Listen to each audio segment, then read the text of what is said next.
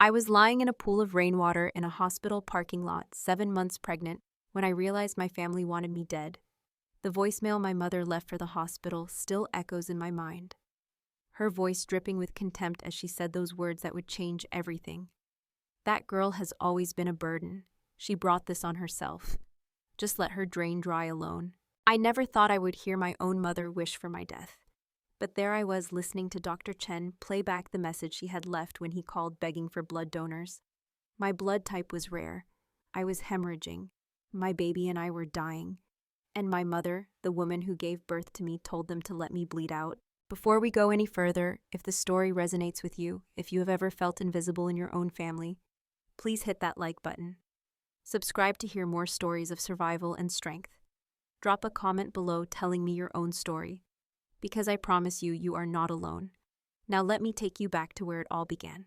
The Vance family lived in a sprawling colonial mansion in Greenwich, Connecticut, the kind of house that appeared in architectural magazines and garden tours. White columns framed the entrance, perfectly manicured hedges lined the circular driveway, and inside everything gleamed with the kind of wealth that whispered rather than shouted.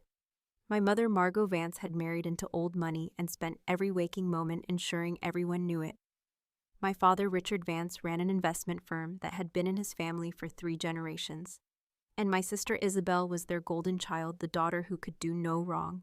I was the mistake, the second daughter, the spare. My earliest memory is of being 4 years old, sitting at the top of the grand staircase in my nightgown, watching through the banister as my parents hosted one of their famous dinner parties.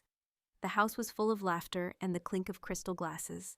Isabel, who was 6 at the time, wore a white dress with pink ribbons and was allowed to greet the guests before bedtime. She curtsied perfectly, her blonde curls bouncing, and everyone cooed over how precious she was. My mother beamed with pride. I had asked if I could come down too. My mother had looked at me with those cold blue eyes and said simply, "Eleanor, you would just be in the way. Go to your room." I remember pressing my face between the wooden posts, watching Isabel receive kisses and compliments while I sat invisible in the shadows. That was the pattern of my entire childhood. Isabel in the spotlight, me in the darkness. I was 10 years old when I truly understood that I was not wanted. It was my birthday, October 15th, and I had been planning for weeks what I would wish for when I blew out the candles. I had picked out a simple chocolate cake recipe from one of our cook's magazines and practiced drawing a picture to give to my mother.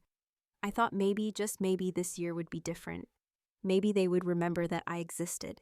That morning, I woke up early, put on my favorite blue dress, and went downstairs, expecting to see decorations, or at least a card, on the breakfast table.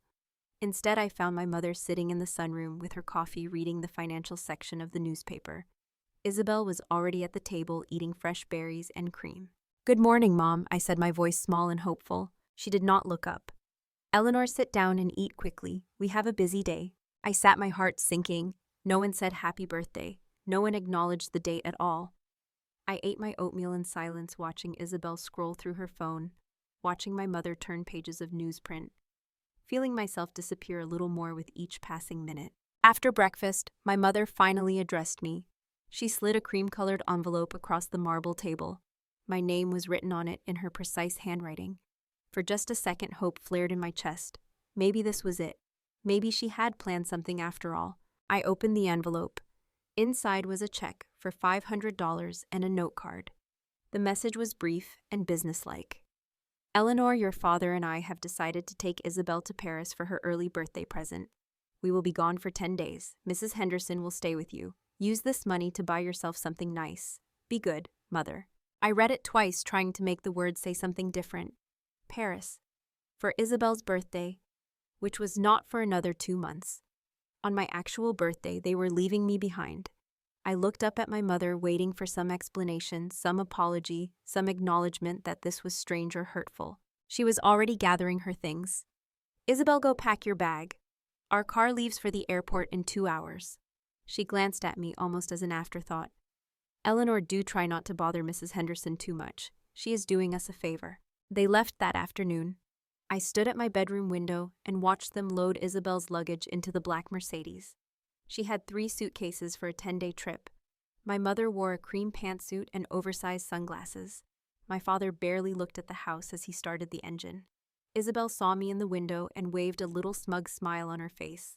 They drove away and I was alone. Mrs. Henderson was kind, but she was not family. She made me dinner and let me watch television, but she did not sing happy birthday. She did not light candles. She did not acknowledge that October 15th was supposed to mean something. I spent my 10th birthday eating leftover lasagna and watching reruns of old sitcoms holding that $500 check and wondering what I had done to deserve this. That night I cried myself to sleep for the first time, but definitely not the last. The years that followed blurred together in a pattern of neglect and favoritism, so consistent it became normal.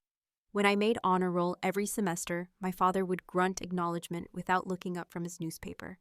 When Isabel scraped by with C's and the occasional B, they celebrated with dinner at expensive restaurants. When I won the school science fair with a project on sustainable energy, my mother asked why I had not won first place. When Isabel placed third in a local beauty pageant, they threw a party that cost more than some people's weddings. I learned not to expect anything. I learned to be invisible. I learned that my worth was measured only in how little trouble I caused. But I still tried. God, I still tried so hard. I thought if I could just be good enough, smart enough, helpful enough, they would finally see me. I became the family's unpaid assistant. I ran errands, picked up dry cleaning, organized my mother's charity events, proofread my father's business documents. I sacrificed sleep to help Isabel with her college applications, even though she never thanked me. I gave and gave and gave, hoping that someday it would be enough to earn their love. When I was 17, I got into Yale University with a full academic scholarship. It was the proudest moment of my life. I had worked relentlessly for 4 years, maintaining a perfect GPA, leading 3 clubs, volunteering hundreds of hours. Yale wanted me. One of the best universities in the country thought I was worth something. I remember running into my father's study with the acceptance letter clutched in my trembling hands. He was on the phone with a client, but I could not wait. I stood in the doorway, bouncing on my toes, waiting for him to finish. He hung up and looked at me with mild annoyance. "What is it, Eleanor? I am very busy." "I got in," I said breathlessly. "Yale, full scholarship, I got in." He looked at the letter I was holding out like it was a piece of junk mail. Yale, not Harvard. The words hit me like the slap. Yale is one of the best schools in the country. The scholarship covers everything: tuition, room, and board. He turned back to his computer. "Well, do not expect us to pay for any additional expenses. If you wanted help, you should have aimed higher." He waved me away dismissively. "Close the door on your way out." I stood there for a moment, the acceptance letter suddenly feeling heavy in my hands. Then I walked out, closing the door softly behind me. I went to my room and I did not cry. I was beyond crying. I just stared at that letter and promised myself that I would make this work. I would prove them wrong. 2 months later, Isabel got into Central Connecticut State University with mediocre SAT scores and a GPA barely above 3.0. My parents threw a party that filled the entire first floor of our house. They invited 100 people. They hired a band. They had a cake that looked like a graduation cap. My father gave a speech about how proud he was of his brilliant daughter. I served champagne to guests and smiled when they asked where I was going to school, and I watched Isabel glow in the attention she had done so little to earn. I went to Yale that fall with 2 suitcases and a determination to never need them again. I worked 3 jobs to cover my expenses beyond the scholarship. I cleaned dorm bathrooms for $10 an hour. I waited tables at a restaurant near campus from 10 p.m. to 2 a.m. on weekends. I tutored underclassmen in economics and mathematics. I slept 4 hours a night and drank enough coffee to fuel a small army. But I made it work. I paid my own way. I owed them nothing. During those 4 years, I went home for Thanksgiving and Christmas because it was expected. Each visit was a reminder of why I had worked so hard to leave. Isabel had dropped out of college after 1 semester, claiming it was boring, and my parents had simply shrugged and continued funding her lifestyle. She spent her days shopping and her nights at clubs living off my father's credit cards. Meanwhile, I was studying corporate finance and business law, building a future. No one asked about my classes. No one asked about my life at Yale. The few times I tried to share something, my mother would change the subject, or Isabel would interrupt with some story about her latest shopping trip. I learned to stop talking. I learned that my achievements did not matter to them, so I stopped sharing them. I graduated summa cum laude with a double major in economics and architecture. I was recruited by 3 top firms in New York City. I chose a small but prestigious architecture company that specialized in sustainable building design. I was 22 years old, and I was finally building a life that was mine. I was finally free from the suffocating emptiness of that house in Greenwich. And then I met David. David Chen was charming in a way that felt effortless. He was a graphic designer who worked in the building next to my firm, and we met at a coffee shop we both frequented. He noticed me struggling with blueprints at a tiny table, and he offered to hold my coffee so I could spread out my papers. That small kindness led to conversation. Conversation led to lunch. Lunch led to dinner. Within 6 months, we were dating seriously. David was everything my family was not. He was warm and attentive. He asked about my day and actually listened to the answers. He celebrated my victories and comforted me during stressful projects. He made me laugh. He made me feel seen. For the first time in my life, I felt like I mattered to someone. I felt loved. When he proposed after 2 years of dating, I said yes, without hesitation. We planned a small wedding, just a few close friends at a restaurant in Manhattan. I invited my family out of obligation, expecting them not to come. They surprised me by showing up, though. My mother spent the entire ceremony looking pinched and uncomfortable, and Isabel kept checking her phone. My father gave a toast that was mostly about his own marriage and business success, barely mentioning me at all. But David squeezed my hand under the table and whispered that it did not matter, that we were starting our own family now. The first 6 months of marriage were happy. We had a small apartment in Brooklyn with exposed brick walls and big windows. David was building his freelance portfolio, while I worked long hours at the firm. We cooked dinner together, explored the city on weekends, talked about the future. I thought I had finally escaped the loneliness of my childhood. I thought I had found my person. Then David quit his job. Or rather, his freelance work dried up and he stopped looking for more. At first, he said he needed a break. Needed time to figure out his passion. I supported him. I worked extra hours to cover our expenses, while he spent his days playing video games and browsing job listings he never applied to. 1 month became 3. 3 became 6. My paychecks went to rent, food, his student loans, his car payment. When I gently suggested he might want to take a temporary job just to contribute something, he got defensive. "You are always working anyway," he said, his voice taking on an edge I had never heard before. "What does it matter if I am not bringing in money right now? You make enough for both of us." "That is not the point," I said carefully. "I just think we should both be contributing. This is our life together." "You sound just like your mother," he snapped. "Always judging, always criticizing. I thought you were different." That shut me down completely. The idea that I was anything like Margot Vance was so horrifying that I dropped the subject immediately. I worked harder. I took on extra projects. I told myself he just needed time. A year into our marriage, I found out David was cheating. I came home early from a site visit that had been canceled, excited to surprise him with takeout from his favorite Thai place. I walked into our apartment and heard sounds from the bedroom. Laughter, voices. I stood in the hallway, my heart pounding, telling myself I was wrong, that there had to be another explanation.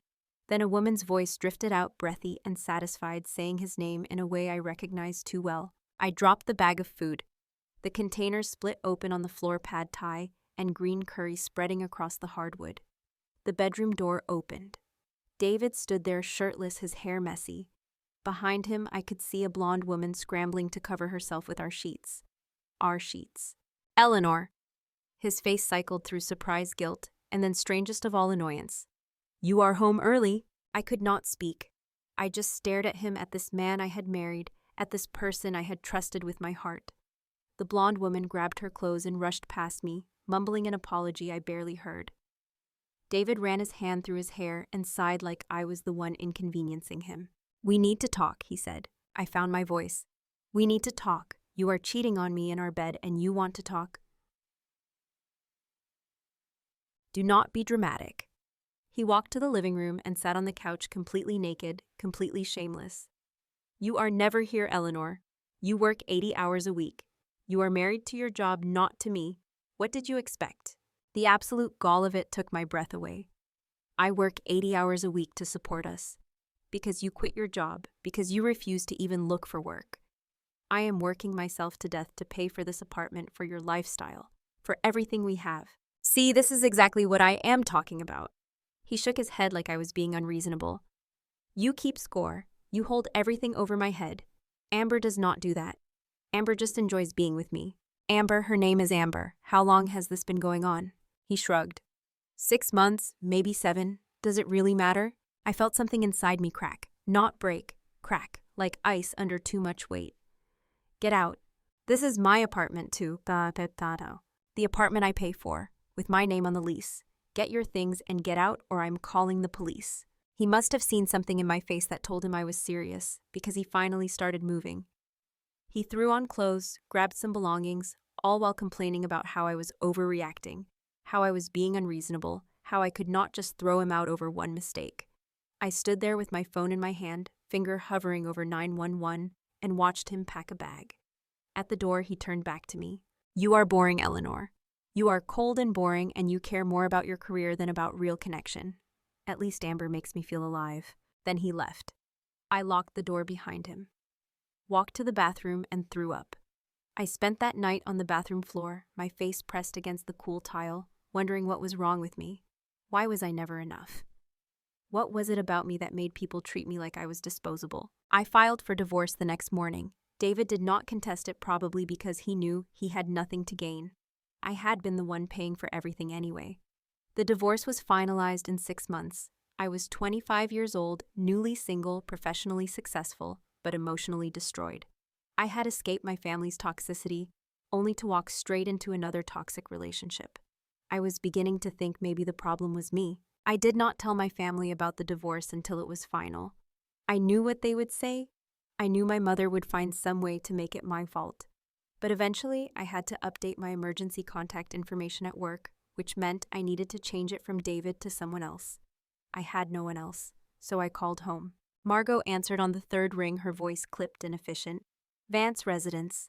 Mom, it is Eleanor. Oh, what do you need? No greeting, no pleasantries, just immediate suspicion that I wanted something. I wanted to let you know that David and I are divorced. The paperwork was finalized last week. There was a pause. Then she sighed, a long, suffering sound that I knew well. Eleanor, what did you do? Excuse me. What did you do to drive him away? You had a good husband with good prospects, and you ruined it. Just like you ruin everything. My hand tightened on the phone. He cheated on me. For 7 months. I came home and found him in bed with another woman. Well, you must have given him a reason. Men do not stray when they are happy at home. Were you taking care of him? Were you making him feel valued? Or were you so focused on your career that you neglected your marriage? I was too stunned to respond for a moment. She was actually blaming me. She was taking his side without even meeting him, without knowing any details beyond what I had just told her. I worked to support us because he quit his job, I said quietly. I paid for everything. I came home exhausted every night and he was playing video games. And when I found him cheating, he blamed me for working too much. See, you admit it. You work too much. Eleanor, when are you going to learn that you cannot have everything? You cannot be a career woman and expect a man to wait around for you. This is your fault. I hung up. I did not slam the phone down or yell or cry. I just pressed the button to end the call, and I sat in my empty apartment and I felt nothing. Numbness. Complete, total numbness. My husband had cheated on me and my mother had made it my fault. My family would always make everything my fault. 3 days later, Isabel texted me. Heard about the divorce. Guess some people just are not cut out for marriage. Better luck next time. She followed it with a shrugging emoji. I blocked her number. I blocked my mother's number. I blocked my father's number. I decided that if they did not care about me, I did not need them in my life. I was done trying to earn love from people who were incapable of giving it. For 6 months, I focused only on work. I threw myself into projects, stayed late at the office, volunteered for the hardest assignments. My boss noticed my dedication and promoted me to senior architect. I was the youngest person to hold that title at the firm. I was successful by every professional measure, but I was desperately lonely. And then I found out I was pregnant. It happened after a work event where I had too much wine and ran into David at a bar. He apologized, said he missed me, said Amber had not worked out. I should have walked away. I should have kept my boundaries firm. But I was lonely and sad and I wanted to feel wanted, even if just for one night. One mistake, one moment of weakness, and now I was carrying his child. When I told him, he actually laughed. Not a happy laugh. A bitter, cruel laugh. You cannot be serious. Eleanor, I can barely take care of myself. I am not ready to be a father. I did not plan this either, but I am pregnant and we need to figure out what we are doing. There is no we. We are divorced, remember? You threw me out. You made it very clear you wanted nothing to do with me. This is your problem, not mine. It takes two people to make a baby, David. You do not get to just walk away from this. But he did. He signed away his parental rights 2 weeks later, sitting across from me in a lawyer's office with a bored expression on his face. He signed the papers, stood up, and walked out of my life for good. The lawyer looked at me with something like pity and asked if I was all right. I nodded even though I was not. I was not all right at all. I was 26 years old, divorced, pregnant, and completely alone. I thought about my options for weeks. Abortion was legal and accessible. Adoption was possible. But every time I tried to imagine either of those paths, something in me resisted. This baby was mine. This baby would be the first person in my life who was truly, completely mine. This baby would love me unconditionally because I would love them unconditionally. I would give this child everything I never had. Security, affection, presence. I would be the mother I wished I had. I decided to keep the baby. The pregnancy was difficult from the start. My OB/GYN diagnosed me with gestational diabetes at 12 weeks, which meant I had to monitor my blood sugar, constantly change my diet drastically, and give myself insulin injections daily. At 20 weeks, my blood pressure spiked, and I was put on modified bed rest. At 24 weeks, I developed preeclampsia and was told I might need an emergency C-section. Every appointment brought new concerns, new risks, new fears, and I went to every single one alone. I tried to tell my family I was pregnant. One last attempt at connection, one last hope that maybe a grandchild would change things. I called my mother from the hospital after a particularly scary appointment where they had seen something concerning on the ultrasound. I needed someone. I needed support. I needed my mother. She answered with her usual impatient tone. Eleanor, I thought we were not speaking. I am pregnant, I said, cutting straight to it. And it is high risk. I might lose the baby. I just needed to tell someone. Silence. Long, heavy silence. Then she sighed. Eleanor, you just cannot seem to get your life together, can you? First the failed marriage, now a baby you cannot afford with a man who does not want you. When are you going to stop being such a disappointment? The words hit me like physical blows. I was sitting in a hospital waiting room, terrified for my baby's life, reaching out for comfort, and she called me a disappointment. I am not asking for money, I said, my voice shaking. I am not asking for anything except maybe a little support. Support, Eleanor, you made your choices. You have to live with them. I certainly will not be cleaning up your messes. You are 26 years old. Act like it. She hung up. I sat in that waiting room holding my phone. Other pregnant women around me with partners and mothers and sisters, and I had never felt more alone in my entire life. I put my hand on my small bump and whispered promises to the baby inside. I promised I would never make them feel this way. I promised I would always show up. I promised I would love them fiercely and completely. I promised I would be different. Isabel's text came 2 hours later. Just a link to an abortion clinic website with a message. Not too late to fix this mistake, just saying. I blocked her number. Again. For good this time. The pregnancy continued in a blur of medical appointments and financial stress. I worked as much as I could, but the high-risk nature of the pregnancy meant I had to cut back my hours. My income dropped. My savings dwindled. I moved from my Brooklyn apartment to a tiny studio in a rough neighborhood in New Haven to cut costs. The building smelled like mildew, and the heat only worked sometimes, but it was what I could afford. I ate ramen and peanut butter sandwiches to save money. I wore the same 3 maternity outfits I had bought secondhand. I was surviving, but barely. At 30 weeks, I passed out at a grocery store and was rushed to the hospital with dangerously high blood pressure. They kept me for 3 days monitoring the baby, adjusting my medications. When they released me, the bill was astronomical, even with insurance. I set up a payment plan I knew I could not afford and went home to my studio with a bag full of prescriptions and instructions to avoid stress. How was I supposed to avoid stress when I was broke, alone, and terrified my baby was going to die? I called my father. I had not spoken to him in over a year, but I was desperate. I needed help, and I had nowhere else to turn. He answered on the 5th ring, his voice gruff and distracted. Dad, it is Eleanor. I need help. I am pregnant and high risk, and I am drowning financially. I know we have not been close, but I am your daughter, and I just need a little help to get through this. Eleanor. He sounded tired. You made your choices. You chose to have a baby alone. You chose to distance yourself from this family. You cannot come crawling back now that things are hard. That is not how the world works. I am not crawling. I am asking my father to help me. Please, I have never asked you for anything. That is not true. You asked me to pay for Yale extras. I said no then, and I am saying no now. You are an adult. Figure it out. He hung up. I was 7 months pregnant, lying in a studio apartment that was too cold. Staring at medical bills I could not pay when I truly understood that I had no family. I had DNA relatives who shared my last name, but I had no family. I was alone in the world with a baby coming and absolutely no support system.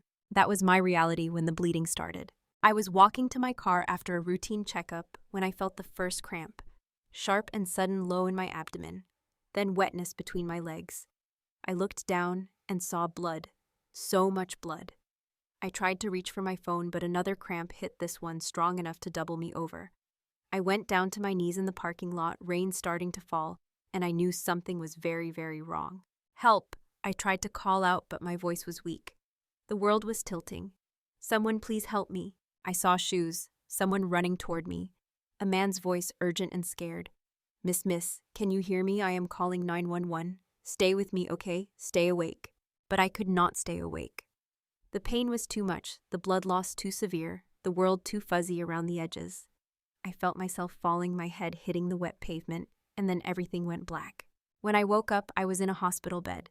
Bright lights, beeping machines, the smell of antiseptic. My hand immediately went to my stomach, panic rising. Was the baby okay? Was I still pregnant? A nurse appeared at my side. Miss Vance, you are awake. Try not to move too much. You have been through quite an ordeal. My baby, I croaked, my throat dry. Is my baby okay? The baby is still there, but we need to do an emergency transfusion. You lost a lot of blood. Your blood type is AB negative, which is very rare. We are trying to find a donor. Dr. Chen came in then, his face serious but kind. He was a middle-aged man with graying hair and steady hands. He pulled up a stool next to my bed. Eleanor, I am not going to sugarcoat this. You are in critical condition. The placenta partially separated, which caused the hemorrhaging. We have managed to stabilize you for now, but you need blood immediately. We put out an emergency call to your listed family contacts. Did anyone respond? I already knew the answer, but some small, stupid part of me still hoped. His face told me everything before he spoke.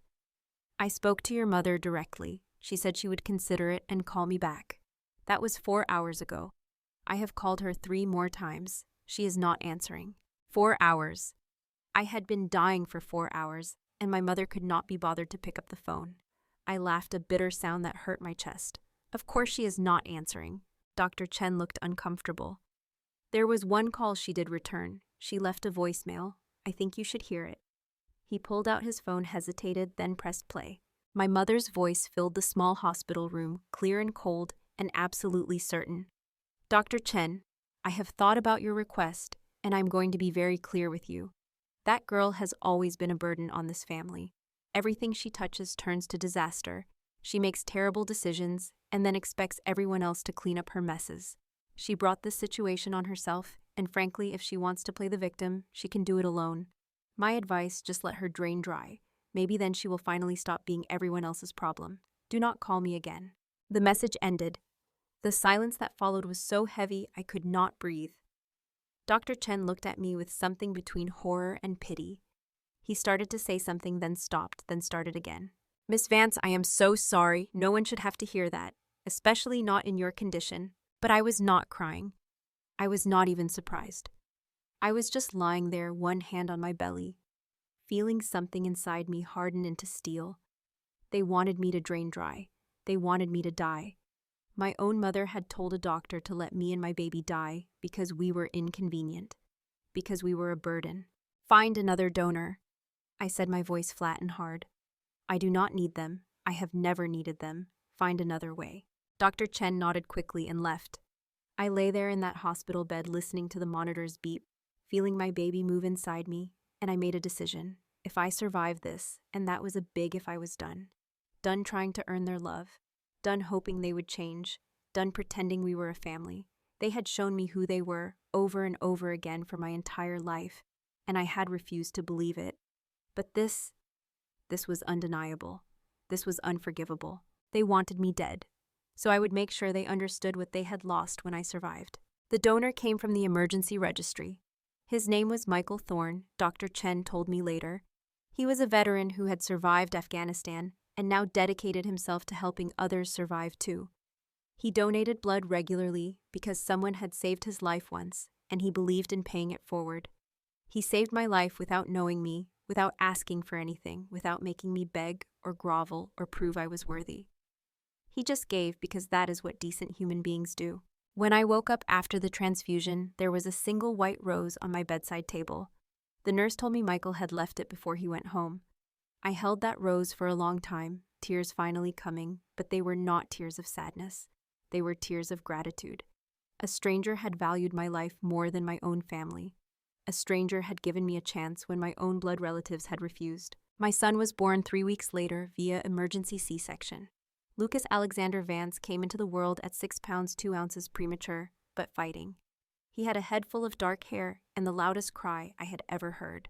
When they placed him on my chest for the first time, his tiny hand wrapped around my finger, and I felt my entire world shift into focus.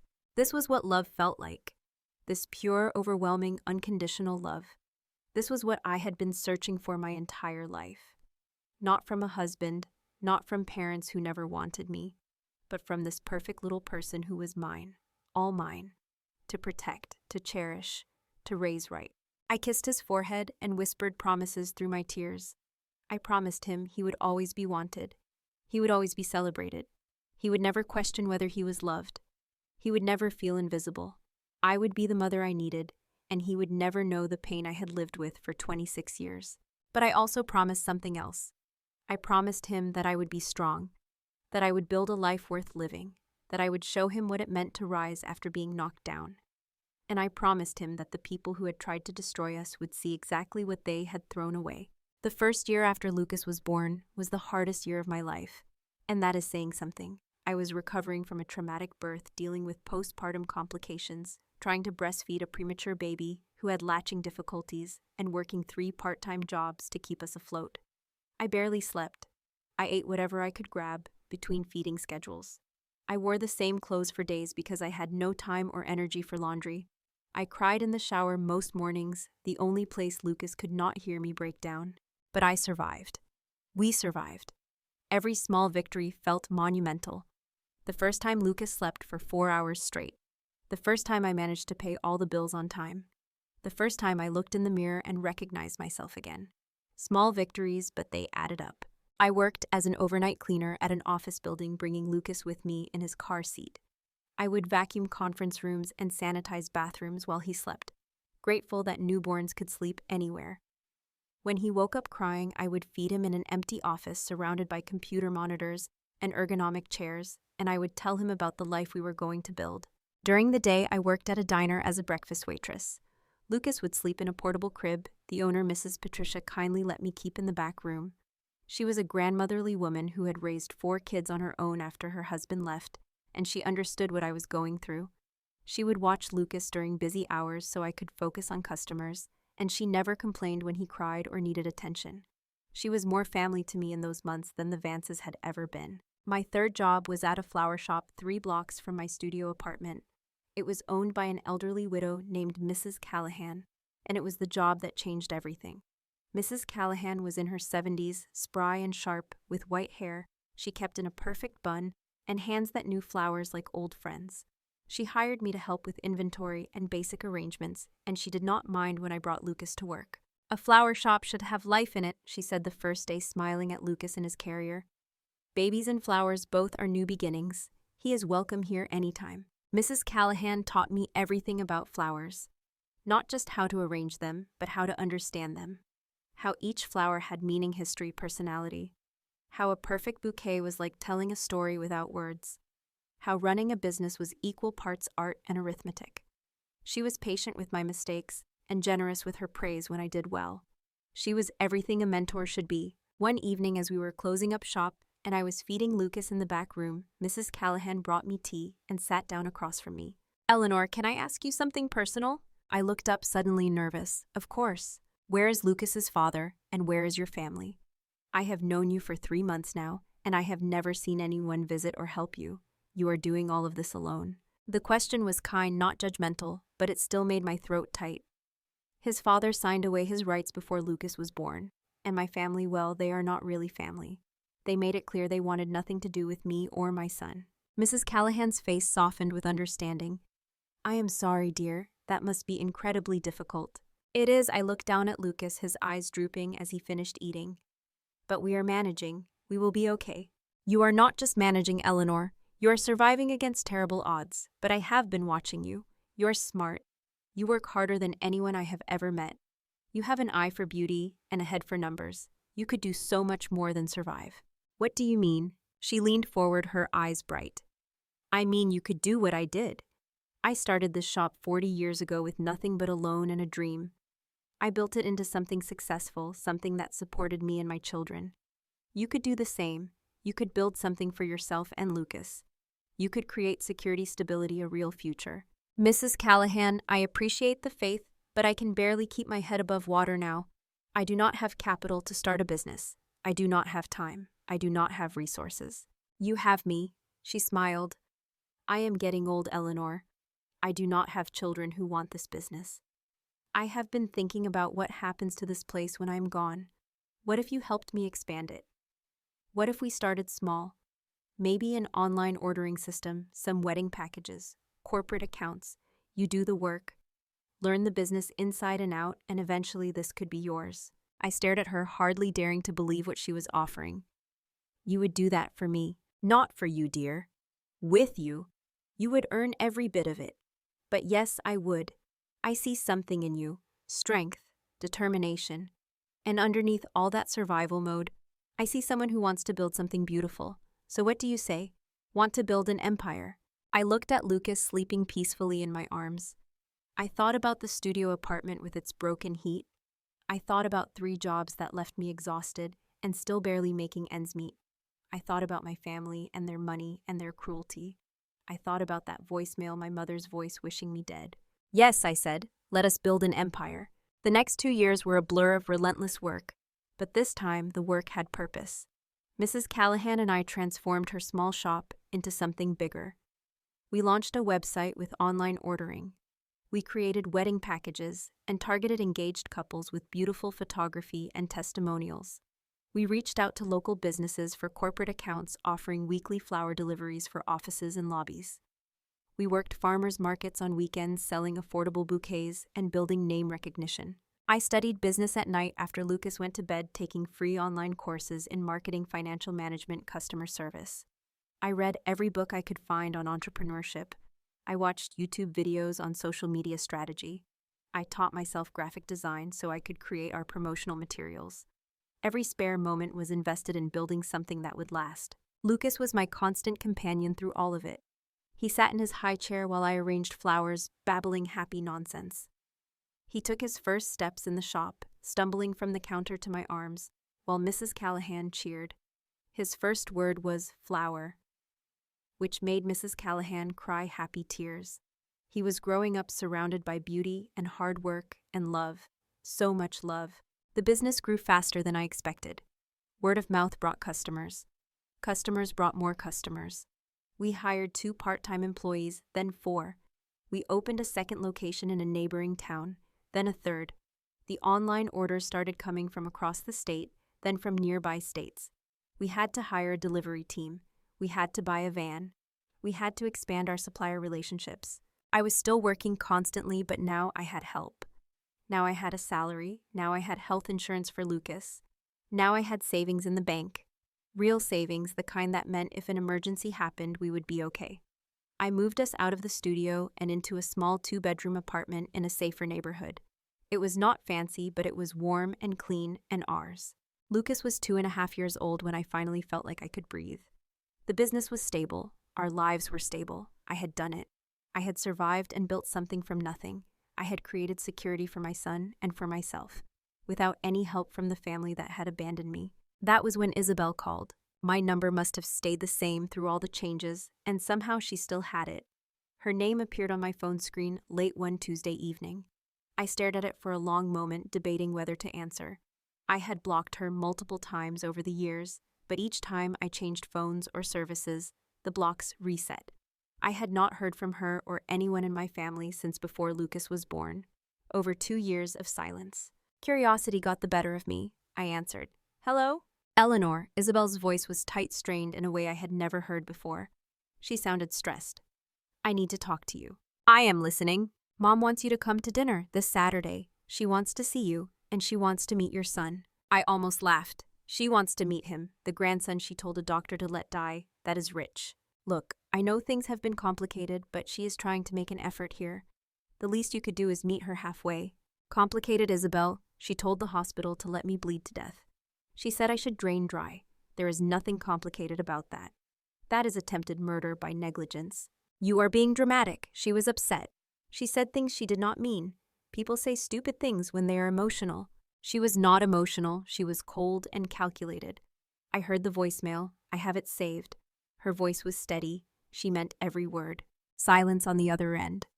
Then Isabel sighed, a sound eerily similar to our mother's long-suffering sighs. "Are you going to hold a grudge forever? Is that your plan? To cut us out completely over something that happened years ago?" "Yes," I said simply. "That is exactly my plan. You all made it very clear you wanted nothing to do with me. So I am giving you what you wanted. Why are you calling now after 2 years of silence?" Another pause, longer this time. When Isabel spoke again, her voice had changed. There was something underneath it. Desperation, maybe? "Just come to dinner, please. Bring Lucas. Let us see him. Let us try to fix this." "Why?" I pressed. "Why now? What changed?" "Nothing changed. Mom just thinks it is time. That is all. Will you come or not?"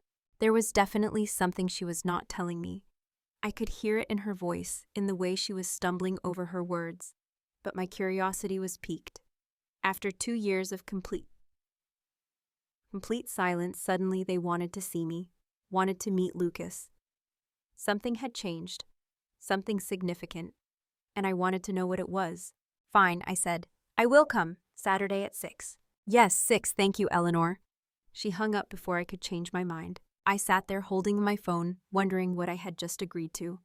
Lucas was playing with his blocks on the floor, humming to himself, completely unaware that I had just accepted an invitation to walk back into the lion's den. What was I doing? Why was I opening this door again? "Because you want them to see," a voice in my head whispered.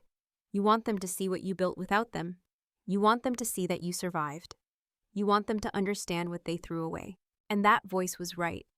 I did want them to see. I wanted to walk into that house, not as the desperate pregnant girl they had left to die, but as a successful business owner, a good mother, a woman who had clawed her way out of rock bottom and built something real.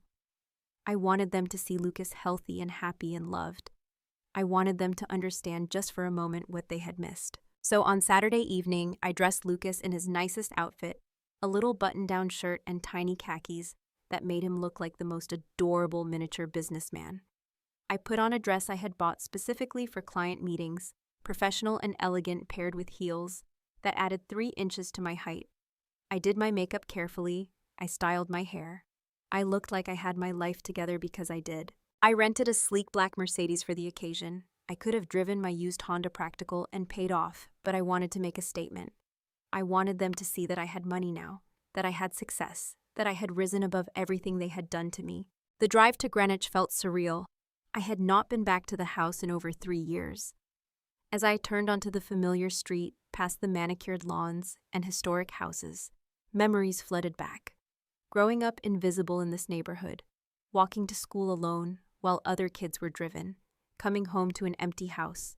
The loneliness was so thick in these streets, I could almost taste it. The Vance house looked the same. White columns, perfect landscaping, windows gleaming in the setting sun. I parked in the circular driveway, took a deep breath, and got Lucas out of his car seat. He looked up at the big house with wide eyes. "Big house, Mama," he said, his voice full of wonder. "Yes, baby, but remember, our house is better because it is full of love." I walked up to the front door, Lucas balanced on my hip, and rang the bell. My heart was pounding, but my hand was steady. The door opened, and there stood Margot Vance, my mother, looking older than I remembered. Her hair was still perfectly styled, her outfit still designer, but there were lines around her mouth that had not been there before. Her eyes widened slightly when she saw me. "Eleanor, you came." Her voice was neutral, giving nothing away. Her eyes flicked to Lucas, then away, like she could not quite look at him. "Come in." I stepped into the foyer, memories assaulting me from every direction. The grand staircase where I used to watch Isabel get praised. The formal living room where I was never allowed to sit. The dining room where I sat invisible through 1,000 meals. Nothing had changed, but I had. My father was in the living room, sitting in his leather chair with a newspaper. He looked up when I entered, and for just a moment I saw surprise cross his face. He recovered quickly, folding his newspaper and standing. "Eleanor, it has been a long time." His voice was gruff, uncomfortable. He looked at Lucas with an expression I could not read. And this must be Lucas. "Yes, this is my I held Lucas a little tighter. He was being unusually quiet, sensing perhaps that this was not a normal situation. Isabel appeared from the kitchen, and I barely recognized her. She had gained weight, her designer clothes hanging awkwardly on a body that was no longer model thin. Her hair was less carefully styled. She looked tired, stressed. She forced a smile that did not reach her eyes. "Hey, Eleanor, he is cute." She gestured vaguely at Lucas, then turned away. "Dinner will be ready in a few minutes." The dining room was set formally as always, crystal and china arranged with precision. Flowers in the center, ironically though they were. Expensive roses from some fancy florist, not the meaningful arrangements I had learned to create. I took my seat, settling Lucas into a high chair I had brought from the car because I knew they would not have one. The meal began in awkward silence. Someone passed dishes. Someone poured wine. No one knew what to say. Finally, my mother cleared her throat. "So, Eleanor, we hear you have been busy." "I have." I cut into my salmon with steady hands.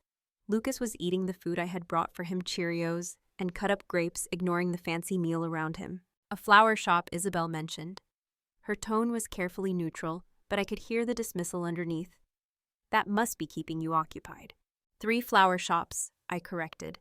"With a robust online presence and multiple corporate accounts. We have expanded significantly in the past 2 years." My father set down his fork. "3 shops, how did you finance that kind of expansion?" "Hard work and smart business decisions. Also, I had a partner who believed in me. Mrs. Callahan, the original owner, gave me a chance when no one else would." "I see." He picked up his fork again, his jaw tight. "And the boy is his father involved at all?" "His name is Lucas, and no, his father signed away all parental rights before he was born. It is just the 2 of us." "That must be difficult." My mother's voice dripped with false sympathy. "Raising a child alone, working all the time. Does he even know his mother?" The dig was subtle but clear. She was suggesting I was a bad mother just like she had been.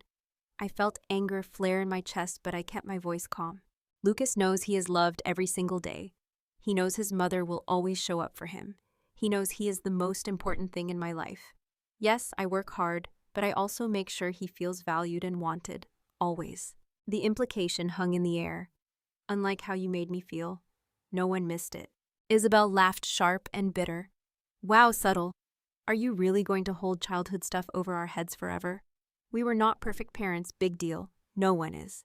There is a difference between imperfect and neglectful. There is a difference between making mistakes and wishing your child dead."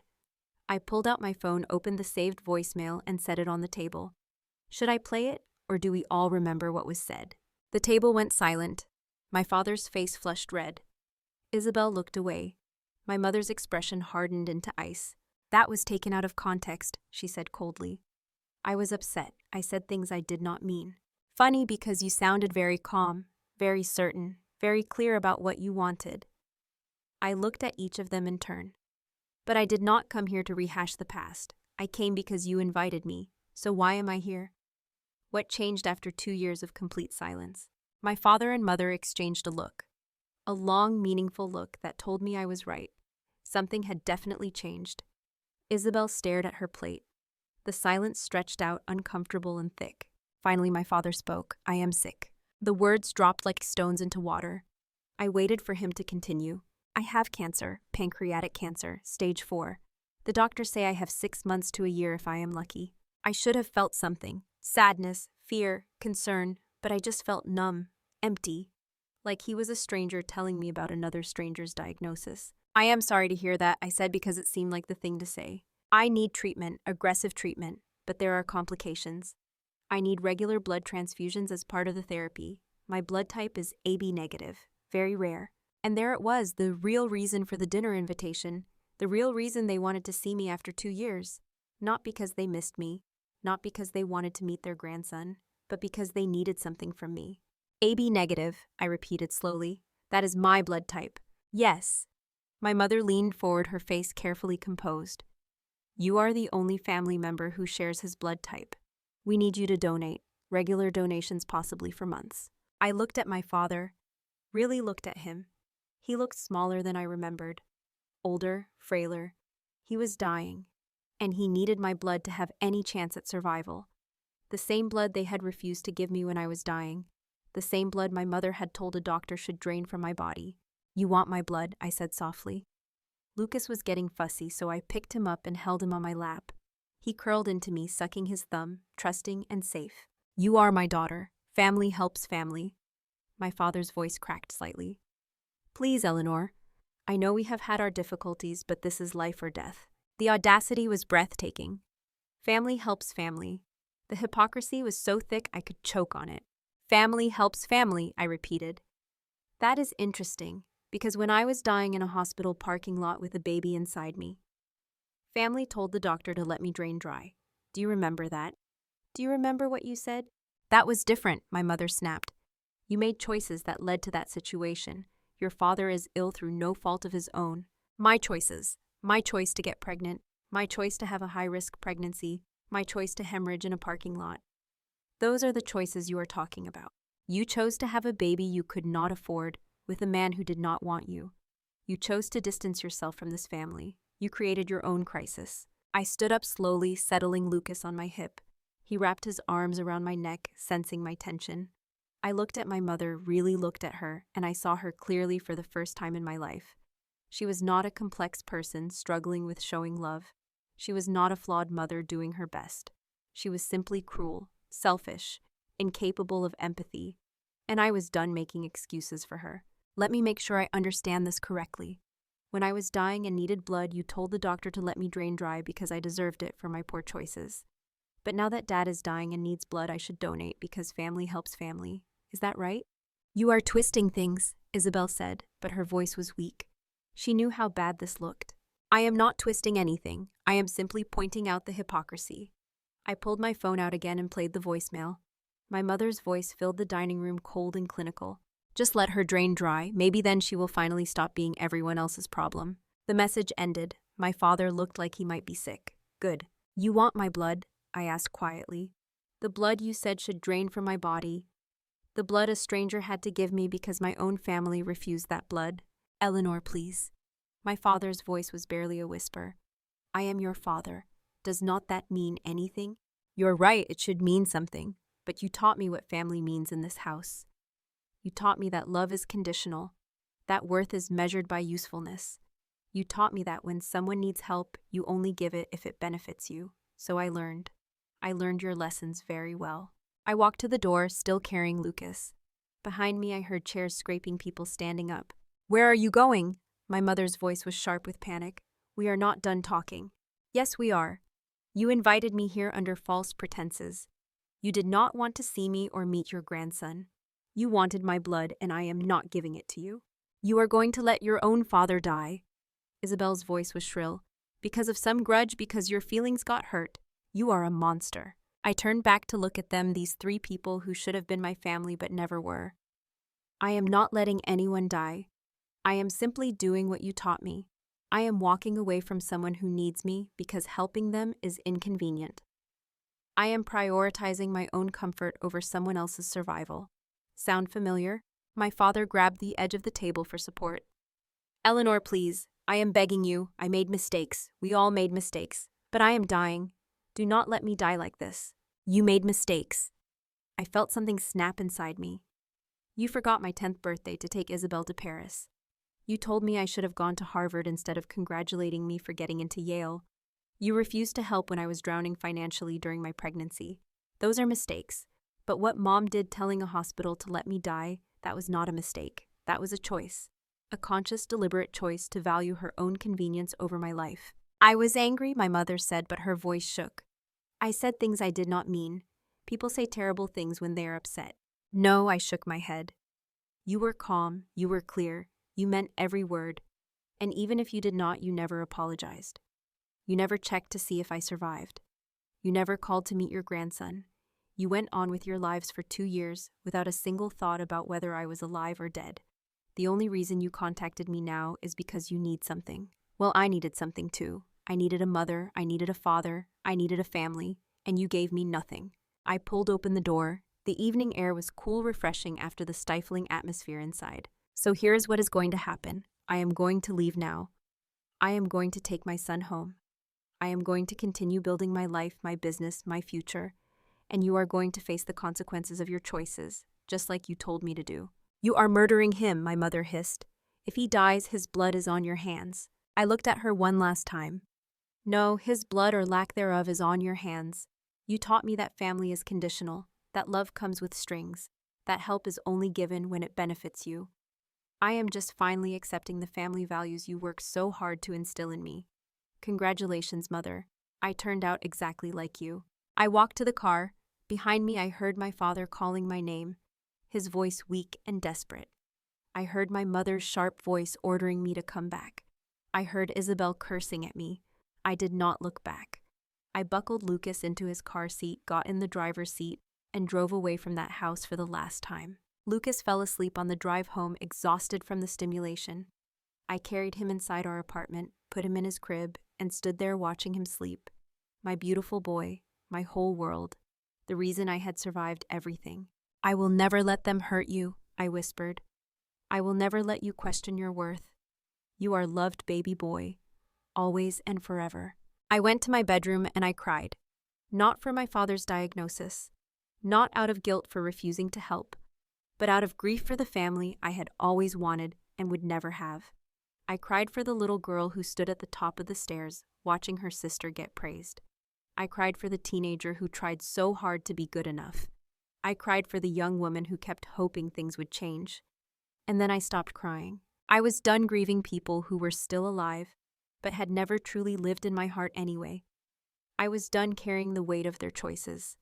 I was done trying to earn love from people who did not know how to give it. 3 weeks later, I received a formal letter from a lawyer. It was not a request. It was a legal demand informing me that as my father's biological daughter, I had a moral obligation to provide blood for his treatment. There were veiled threats about legal action, about being sued for willful negligence, about being painted as a monster in the media. They were trying to intimidate me into compliance. I did not burn the letter. I had it framed and hung it in my office at the flower shop right above my desk. Every morning when I came to work, I looked at it and remembered exactly who these people were. Every time I thought about wavering, about feeling guilty, I read that letter and remembered that they saw me as a resource to be exploited, not a daughter to be loved. My lawyer, a sharp woman named Patricia, who I had hired to help with the business, assured me they had no legal standing. You cannot force someone to donate blood. You cannot sue someone into giving bodily fluids. The law was very clear. The letter was just intimidation tactics from desperate people. Send them a cease and desist, I told Patricia. Make it clear that any further contact will result in legal action from my end. I want them out of my life permanently. Patricia smiled. With pleasure. They did not come back. They did not try to contact me again. But news travels fast in certain social circles, and I started hearing whispers. Eleanor Vance, the ungrateful daughter who refused to save her dying father. Eleanor Vance, who valued her petty grudges over her own flesh and blood. The story spread twisted and exaggerated, painting me as a villain. I did not try to correct the narrative. I did not explain what had really happened. I simply kept running my business, kept raising my son, kept building my life. The people who mattered, the people who actually knew me, understood. Mrs. Callahan, Mrs. Patricia from the diner, my employees. They had seen me struggle and survive. They knew my character. That was enough. Richard Vance died 2 months after that dinner. Pancreatic cancer took him quickly once the treatments failed. The funeral was held at the largest church in Greenwich, attended by hundreds of business associates and society friends.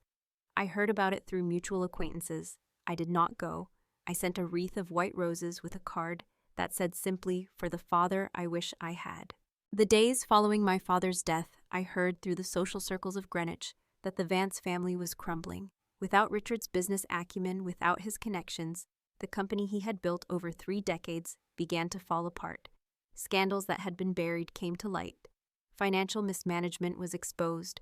Clients pulled their accounts. Partners dissolved agreements. The company stock plummeted. Within 6 months, Vance Investments declared bankruptcy. Assets were liquidated to pay debts and legal settlements. The mansion in Greenwich, the house I had grown up in, was sold at auction. My mother and Isabel moved into a 2-bedroom apartment in Stamford, a far cry from their former lifestyle. The designer clothes were sold. The luxury cars were repossessed. The country club memberships were canceled. They lost everything that had defined them. Money, status, social standing. They became ordinary. They became invisible. They became exactly what my mother had always feared most.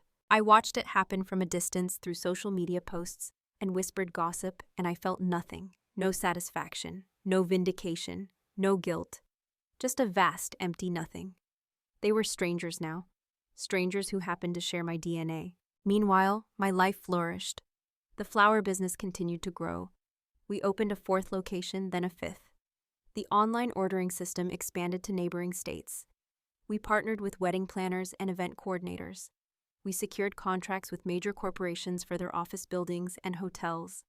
We hired 25 employees, then 40, then 60. I moved Lucas and myself into a beautiful townhouse in New Haven with a garden where I could grow my own flowers. Lucas started preschool at a Montessori school where he was celebrated for his creativity and kindness. We had routines, we had stability, we had love. I started a nonprofit program through the flower business teaching floral arrangement and small business skills to at-risk youth. Kids from broken homes, kids from poverty, kids who needed someone to see their potential. I wanted to give them what I had never gotten from my own family belief: support, a chance. On Lucas's 5th birthday, I threw him the party I had always dreamed of as a child. We rented a space at a local park. We invited his entire preschool class. We had a bouncy castle and face painting and a cake shaped like his favorite dinosaur. Every child got a goodie bag. Every parent was welcomed warmly. Lucas was surrounded by friends and laughter and joy. As I watched him blow out his candles, his face lit up with pure happiness. I thought about my own 10th birthday, the empty house, the $500 check, the family that left for Paris without me, the loneliness so thick it hurt to breathe. Lucas would never know that feeling. Lucas would grow up knowing he was wanted, valued, celebrated. He would never question his worth. He would never feel invisible. And that meant I had broken the cycle. I had healed what was broken in me enough to make sure it never broke him. Mrs. Callahan, now in her mid-70s, had officially made me a partner in the business. We signed papers that outlined a gradual transition where I would eventually own the company outright. She was grooming me to take over completely, teaching me everything she knew, trusting me with her legacy. "You remind me of myself 40 years ago," she told me one afternoon as we arranged flowers for a big wedding. "Hungry, determined, willing to work for what you want. But you have something I did not have. You have a big heart, Eleanor. You use your success to help others. That is rare. You helped me when I had nothing," I said. "I want to do the same for others." She smiled, her eyes crinkling with warmth. "You are going to do great things, my dear. I am so proud of you." I thought about Michael Thorne, often the stranger who had saved my life.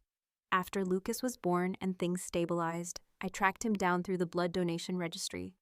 It took some detective work, but I finally found him living in a veteran's home about an hour away.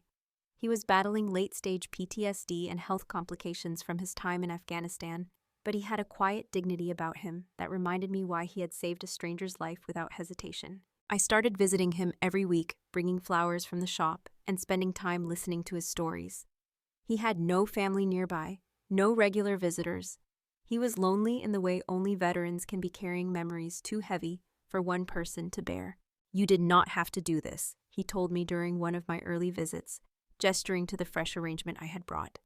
"You did not have to track me down or keep coming here." "Yes, I did," I said simply. "You saved my life. You gave me a chance to become who I was meant to be. That is not something I take lightly." He studied my face with his sharp blue eyes, eyes that had seen too much, but somehow remained kind. "Your family did not help you, did they?" "No, they chose not to. Their loss." He reached out and patted my hand with his weathered one. "You are a good person, Eleanor.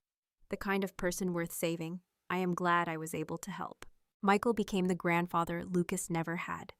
We brought Lucas to visit, and Michael would tell him stories about adventure and courage carefully edited for young ears. Lucas adored him, would climb into his lap and listen with wide eyes as Michael described flying helicopters and traveling the world. Michael lit up around Lucas in a way that made my heart ache. He had never had children of his own, and here was a little boy who thought he hung the moon. "This boy is lucky to have you as a mother," Michael told me one day as we watched Lucas play in the common room. "He is going to grow up strong and kind just like you." "I hope so," I said. "I hope I am doing right by him." "You are. Trust me, I have seen a lot of families in my life. A lot of different kinds of parents. You are one of the good ones." Coming from a man who had survived war and trauma and loss, that praise meant everything. When Lucas was 6 years old, I was invited to speak at a women's business conference in Boston.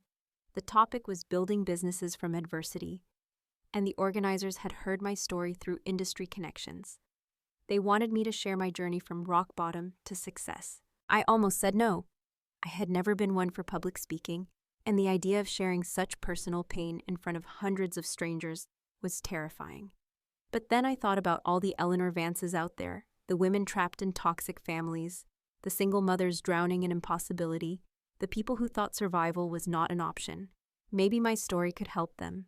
Maybe my truth could give them hope. So I said yes. The conference was held at a beautiful hotel, the kind of place I would never have been able to afford in my early 20s. I stood backstage in my best suit, hands shaking, notes clutched tight, telling myself I could do this. I had survived so much worse than public speaking. They introduced me. I walked out onto that stage. The lights were bright, and the room was full, hundreds of faces looking up at me expectantly. I took a breath. I began. "My family left me to die." The words came out steady and clear. I told them everything. The childhood neglect, the favoritism, the check on my 10th birthday. The Yale scholarship my father dismissed. The financial abandonment during my pregnancy. The voicemail from my mother telling the hospital to let me bleed out. The stranger named Michael who saved my life when my own blood relatives refused. The years of struggle, the flower shop, the business I built from nothing, the choice to walk away when they needed me. I did not spare myself. I talked about the guilt, the doubt, the voice in my head that said maybe I was the bad guy for refusing to donate blood. The therapy I had needed to process everything. The work of healing while still raising a child and running a business. But I also talked about the other side. The freedom that came from letting go of toxic people, even if they were family. The peace that came from choosing myself. The joy of building a life on my own terms. The pride of knowing I had broken the cycle, and my son would never feel what I felt. When I finished, the room was silent. For a terrifying moment, I thought I had shared too much, been too honest, scared them all away. Then someone started clapping, then someone else. Then the entire room erupted in applause. People stood, they cheered, some were crying. After the speech, the line to talk to me stretched across the conference hall. Woman after woman approached me sharing their own stories of family rejection, of choosing themselves, of finding peace and walking away. They thanked me for my honesty. They thanked me for giving voice to something so many people experience, but feel ashamed to admit. "You are not a bad person for protecting yourself," I told each one. "You are not selfish for choosing peace. You are not obligated to set yourself on fire to keep others warm, especially when they would not offer you a match." A young woman, maybe 23, approached me with tears streaming down her face. "My family is like yours. They only want me when they need money or help. They make me feel guilty for having boundaries. I have been thinking about cutting them off, but I feel so selfish." I took her hands in mine. "Listen to me. You are not selfish. You are not wrong. You are not broken. You deserve a family that celebrates you, not one that uses you. And if you cannot find that family in your blood relatives, you can build it with friends, mentors, and people who actually value you. Family is not about DNA. It is about love and respect and showing up." She hugged me tight. "Thank you. You just gave me permission to save myself." That night in my hotel room, I called Lucas to say goodnight. He was staying with Mrs. Callahan, who had insisted on taking him for the weekend so I could focus on the conference. "Did you do good, Mama?" he asked, his voice sleepy. "I think so, baby. I told people our story. The story about how you are brave." I smiled, tears pricking my eyes. "Yes, about how we are both brave." "I love you, Mama. You are the best mama in the whole world." "I love you too, Lucas, more than anything." After I hung up, I sat in that quiet hotel room and I let myself cry. Not tears of sadness, but tears of release. I had spoken my truth. I had refused to be ashamed of my story. I had claimed my narrative instead of letting others define it. And it felt like freedom. The years continued to pass. Lucas grew from a toddler into a bright, kind, empathetic child. He thrived in school. He made friends easily. He loved art and dinosaurs and helping me in the garden. He knew nothing about his grandparents except that they were not part of our lives, and he did not seem to miss them. Why would he? His life was full of people who loved him. Mrs. Callahan, who he called Grandma Rose.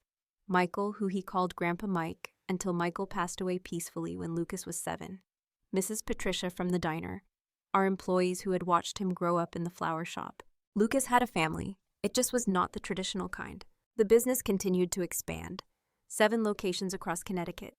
An online presence that shipped nationwide. Corporate contracts with major companies. Partnerships with event venues. We were featured in small business magazines. I won entrepreneur awards. I was invited to speak at more conferences. The little flower shop Mrs. Callahan had started 40 years ago was now an empire, and I was at the helm. My mother and Isabel tried to reach out a few times over the years. An email here, a text there, each time asking for money, never for forgiveness. They had lost everything, and they thought I would rescue them. They thought blood obligation would override years of abuse. They were wrong. I blocked their emails. I changed my number. I made it impossible for them to contact me. I had built a life they had no place in, and I was protecting that life fiercely. When Lucas was 7, I received news through old family connections that my mother had passed away. Heart attack, quick and unexpected. Isabel was now alone, working a retail job, living paycheck to paycheck in that small apartment. She sent me an email through my business website, asking if I would help with funeral expenses, asking if I would at least come say goodbye. I did not respond. I did not send flowers. I did not attend the funeral. I had said goodbye to Margot Vance years ago on the day I walked out of that house for the last time. Her physical death changed nothing. She had been dead to me long before her heart stopped beating. I kept the framed voicemail in my office, not as a wound I could not heal, but as a reminder of how far I had come. Some people who visit my office ask about this strange piece of dark art on my wall. I tell them it is a reminder that you cannot make people love you, but you can love yourself enough to walk away from those who do not. Lucas is 14 now, bright and confident and kind in ways that still take my breath away. He volunteers at the local animal shelter. He tutors younger kids in math. He writes poetry and plays guitar. He is everything I hoped he would be, untouched by the toxicity that shaped my childhood. He knows my story, the appropriate parts for his age, and it has made him more empathetic, more aware of how to treat people. "Mom," he said to me recently as we worked together in the garden, "do you ever regret not helping your dad when he was sick?" I stopped digging, sat back on my heels, and really thought about the question. "No," I said honestly. "I do not regret choosing myself. I do not regret protecting my peace. I do not regret walking away from people who taught me that my life had no value. But do not you feel guilty even a little? Sometimes I feel sad. Sad that I did not have the family I deserved. Sad that it had to come to that. But guilty number guilt is for when you do something wrong. I did not do anything wrong by surviving, by choosing life, by refusing to save people who wanted me dead." He nodded slowly, processing. "You are really strong, Mom." "No, baby, I am not strong. I am just stubborn. I refused to die when they wanted me to, and I refused to live the way they wanted me to. That is not strength. That is just being too stubborn to give up." He smiled. "Well, I am glad you are stubborn then." "Me too, Lucas, me too. The business is worth millions now. We have 12 locations. We have 120 employees. We have contracts with some of the biggest companies in the Northeast. I own my townhouse outright. Lucas will go to college without debt. We travel, we have security, we have stability. We have everything I never had growing up. But more than that, we have love. Real, unconditional, show-up everyday love. The kind of love that does not keep score. The kind of love that celebrates instead of criticizes. The kind of love that makes people feel safe instead of small. I built this life from nothing, from a hospital bed where I was told to drain dry, from a studio apartment with broken heat, from 3 jobs and 4 hours of sleep, from pure stubbornness and a refusal to let them win. And every single day I am grateful, not for the money or the success or the recognition, but for the choice I made to choose myself, to choose my son, to choose peace over obligation. People still ask me sometimes if I made the right choice, if I should have forgiven my family, if blood is not thicker than water. And my answer is always the same. Blood is not thicker than water. Blood is just blood. It flows through your veins, but it does not define your worth. You cannot make people love you by sacrificing yourself. You cannot earn affection by being useful. And sometimes the most radical act of self-love is simply walking away.